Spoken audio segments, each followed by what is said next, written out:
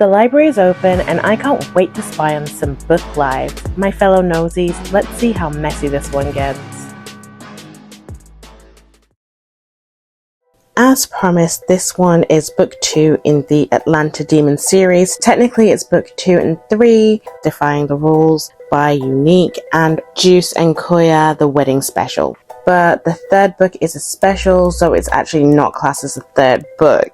Hope I'm making sense and I'm not just making everyone more and more confused. This one actually came with an author note which included the trigger warning, and I'm just going to read that because I thought it was really nice that the author left this message to the readers. Trigger warning. While there will be no depiction of the act, this book includes some talk of sexual trauma and child molestation. If that triggers you, I would understand if you skip this novel. As stated previously, my goal or mission is never to create turmoil within one reading novels I write or have written. If that doesn't pertain to you, please proceed with an understanding that my objective is always to bring light to situations that are swept under the rug. As a community, we grew up with an understanding that what goes on in this house stays in this house. As someone who believes in breaking generational curses, I hope the message I'm trying to convey comes off the way it should. With love, Unique. I just thought that was a really, really nice note, and I think that she definitely achieved what she was trying to achieve in this book. This trigger warning is only for book 2, Defying the Rules. It does not come up at all in the special, Koya and Juice, the wedding special. This is obviously about Juice, who we've already met in book 1 as Dream's best friend. The synopsis is basically that everyone looks at Juice thinking that he's living the dream as his position, but as we saw at the end of book 1, he got arrested for assault and battery. This really shows how far he sort of starts tumbling down from his high position because of his painful childhood. He does something, he acts out, he obviously assaults somebody, and this is really the beginning of how everything starts spiraling out of control for this character. He has really tried to bury his past and everything seems to just be bringing it up. Koya wants to help Juice. She works for the Atlanta Demons. Her dad is the owner. She's been tasked with one of her first big cases, and it's to help him and his reputation because of what has happened. Obviously, everyone knows what he's done, but nobody knows anything surrounding it, and so loads of people start making their own conclusions on what happened. She is working with him, but he really does fight her. He really makes her earn her pay.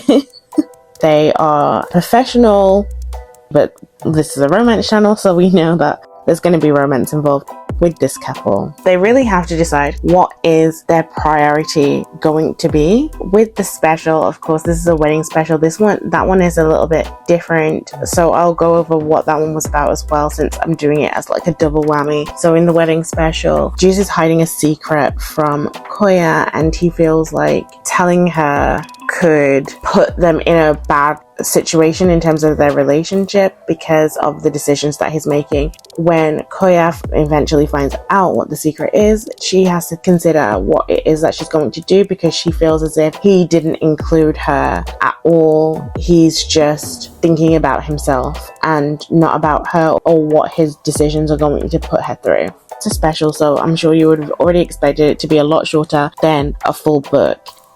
As always, let's start with the things that I did not like about these two books. I did find a couple of mistakes, a few missing words here and there, but honestly, again, I can just ignore it. Although I did expect to see some improvement. It's a different book.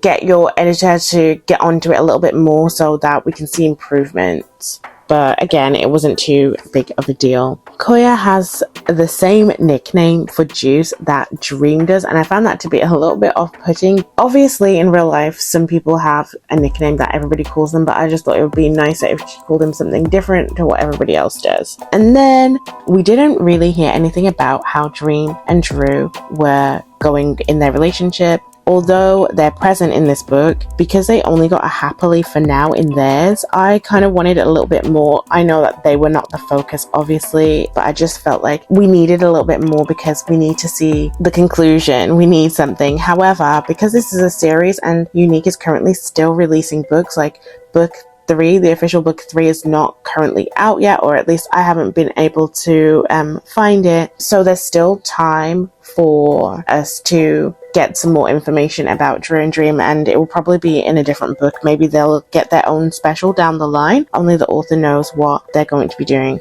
Let's go on to the things that I really loved. So I really did think that Unique handled the issue with care just as she wanted to. She obviously cares deeply about issues that plagues every community. I think she did a really good job.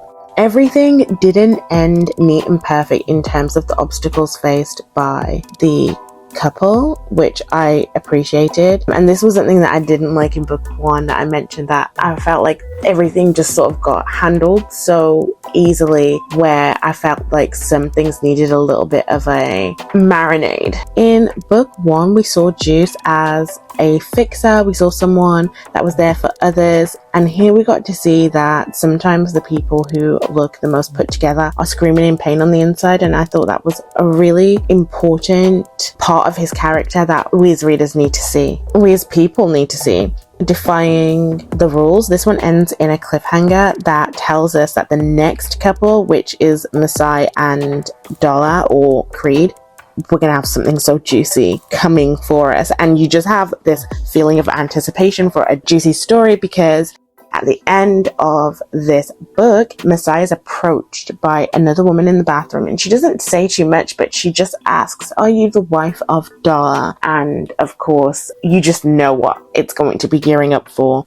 I also thought that it was really cute to see the wedding and the vows at the end. This is in the special, the wedding special. It was so cute. I also felt like the world building has been done really well across these books. So this is really across all 3 books, but you really got to see it the most in book 2, Defying the Rules, because of how they handled sprinkling in characters from book 1, making them feel a really full part of the story. Like, it just felt like she's built a nice little universe around these characters, and then also getting our little hints for the next book. And then again, in the wedding special, they really ramped up the anticipation for Masai and Creed / Dollar's book, with the ending chapter coming from Masai's point of view. Oh, it's going to be good. I actually can't wait for the next book to come out. I'm going to definitely read it as soon as it comes out and review that one too.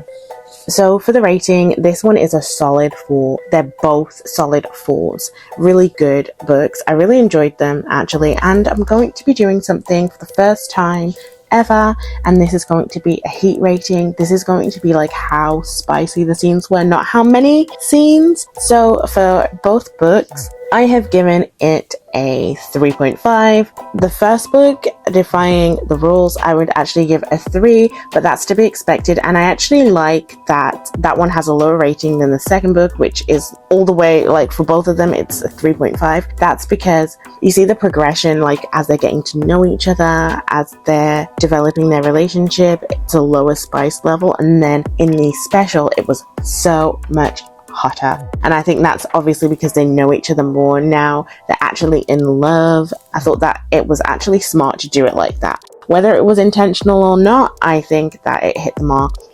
Now we're done. On to the next.